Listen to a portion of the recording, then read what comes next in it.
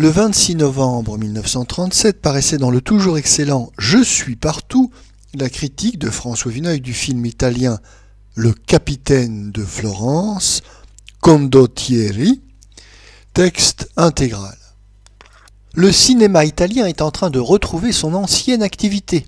S'il retrouve sa place en Europe, il le devra à l'impulsion méthodique et volontaire du fascisme. Le Duce, qui se fait projeter plusieurs fois par semaine dans son cinéma particulier des films de tous les pays, y a mis lui-même la main. Je parlais l'année dernière, à cette place, de ma visite aux studios de Rome, qui sont un modèle d'organisation. Le progrès matériel accompli là, en fort peu de temps, est magnifique. C'était la première condition de tout travail sérieux. Les grandes difficultés ont commencé lorsqu'il a fallu réunir le personnel dispersé pendant la longue éclipse du cinéma italien. Hollywood est rempli de transfuges de la péninsule, acteurs, metteurs en scène, qui ne reviendront pas. Les meilleurs, tels l'habile Borsago, dit Frank Borzage, sont aujourd'hui trop américanisés pour pouvoir se réadapter à la Rome de Mussolini. L'Escadron blanc, dont le succès chez nous a dépassé les prévisions les plus optimistes, a pu être tourné par un Italien de Paris qui n'avait pas perdu le contact avec sa terre natale. Il y a encore M. Camerini, auteur d'une petite comédie d'une faconde et d'une vivacité délicieuse, Les hommes, quels mufles, mais dont le nom n'a pas encore atteint à la vedette. De toute façon, l'équipe autochtone est peu fournie et la politique de prestige engagée par le régime sur l'écran ne peut pas attendre pendant les nombreuses saisons nécessaires à la formation des débutants. Il ne restait plus qu'à engager des étrangers en leur faisant faire des films d'un esprit italien. Je fus assez étonné de rencontrer à Rome l'année dernière des Russes, des Tchèques tels M. Gustave Machati, auteur d'Extase, qui s'étaient surtout signalés jusque-là par la lenteur extrême de leurs œuvres, en contradiction manifeste avec les talents naturels des acteurs qu'ils pouvaient avoir à diriger. Je ne crois pas, du reste, que jusqu'ici on les ait utilisés directement. Partout où leur influence de conseiller technique s'est fait sentir, elle n'a guère été favorable. En s'assurant la collaboration de M. Louis Trenker, auteur du Capitaine de Florence, Condottieri, le cinéma italien avait déjà beaucoup plus de chances de faire une bonne opération. J'ai déjà présenté plusieurs fois à mes lecteurs M. Louis Trenker, montagnard du Tyrol méridional, partagé par ses origines entre les influences latines et germaniques, pâtre à 10 ans, guide à 20, auteur des plus beaux films alpestres que l'on ait jamais tournés. Ce gaillard rudement taillé n'a jamais cessé de célébrer sur l'écran les qualités viriles dont le fascisme et l'hitlérisme se recommandent le plus. Avant de venir à Rome, M. Trenker avait du reste entretenu d'excellents rapports avec les nationaux socialistes de Berlin. Le choix de cet auteur illustrerait en somme assez bien la nouvelle diplomatie romaine.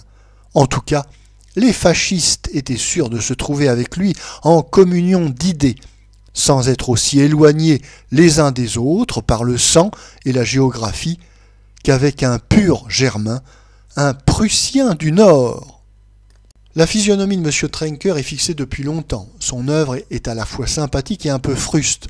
Quand on a beaucoup tourné, comme lui, en plein air, au flanc des montagnes, dans des conditions souvent périlleuses, on se méfiera toujours du studio, de la parole. Les scénarios de ce coureur de glacier sont sommaires, imprévus, son élocution assez gauche. Il ignore les effets d'éloquence parfois bien utiles, pour conclure un film par exemple. Les siens s'achèvent presque toujours d'une façon abrupte. Ce qui le sauve, ce qui en fait un artiste, c'est un sens plastique qui sera toujours lettre morte pour des dramaturges, des narrateurs infiniment plus adroits et profonds. C'est dans l'image seule qu'il met ses nuances et son lyrisme. Le dialogue, écouté, assez artificiel, est une concession guère nécessaire qu'il fait à la nouvelle technique. Son Capitaine de Florence est un symbole très clair du fascisme. Wagner, déjà épris dès sa jeunesse de la force et de l'autorité, avait remis en lumière Rienzi, Duce du XIVe siècle, qui rêvait déjà de reforger l'unité italienne et de lui rendre la grandeur de la Rome antique. Mais Rienzi, héros tumultueux et d'un singulier relief, est assez embarrassant par les démêlés fort raides qu'il eut avec la papauté. On s'est donc rabattu sur ce personnage de moindre envergure, plus proche de nous, Giovanni de Médicis, un des innombrables chefs de bande du XVIe siècle italien. Pour l'ajuster au fascisme de 1937, il a fallu donner quelques sérieux coups de pouce à son histoire. Ce grand batailleur, que l'on nous représente comme un héros sans tache de l'indépendance et du patriotisme, n'hésita pas, pour vider ses querelles, à se mettre au service des armées de François Ier et mourut dans leur rang. Mais ce Médicis fut aussi Giovanni della Bande Nere, et cela sauve bien des choses. On voit immédiatement le parti que l'on pouvait tirer de l'uniforme noir des soldats du capitaine. Nous le voyons d'abord régler, par une vengeance éclatante, une vieille querelle de famille avec les Borgia, puis, quand il a réuni des troupes suffisantes, poursuivre, pour son compte, le vieil idéal du Risorgimento. Le Conseil de Florence le fait emprisonner. Il s'évade et revient avec les Français, reconstitue ses troupes, marche sur Rome avec ses noirs soldats. Il se rue dans le Vatican, mais à l'aspect du pape, vieillard solitaire sur son trône, les soudards plient le genou et reçoivent dévotement sa bénédiction. Sans vouloir en tirer aucune conclusion, on note que cette scène théâtrale est la plus artificielle de tout le film. Peu après, l'ennemi juré de Giovanni, Malatesta, s'allie aux Français. Giovanni restera vainqueur dans une lutte inégale, mais il succombe le soir de la bataille. On ne pourrait imaginer un renversement plus complet de la vérité historique au profit d'un symbole. Giovanni des bandes noires étant assez obscur, il ne faut pas attacher trop d'importance à ses libertés. Pour le spectacle, il ne va pas sans lenteur, sans redite. J'ai déjà dit la faiblesse des scènes dialoguées chez M. Trenker, il les esquive le plus possible. Il a du reste de quoi y suppléer avec la vaste figuration que l'armée italienne lui a donnée. Il en abuse un peu, accumulant défilés, charges et corps à corps avec une ignorance, cette fois bien germanique, de la monotonie. Cependant, la conduite de ces énormes ensembles montre que l'on n'a pas travaillé en vain dans les studios de Rome. Les difficultés techniques sont vaincues aussi aisément que dans les plus grosses machines américaines, et le style est autrement meilleur.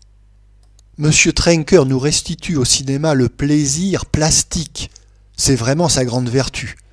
M. Marcel Achard parle à son propos d'Alphonse de Neuville et de Détail. Non, ni Neuville ni Détail, médiocre fabricant d'épopées, n'aurait su dresser ses cavaliers à contre-jour, distribuer ainsi la lumière, mêler à la fresque humaine les plus beaux paysages, composer des tableaux aussi lisibles et fermes.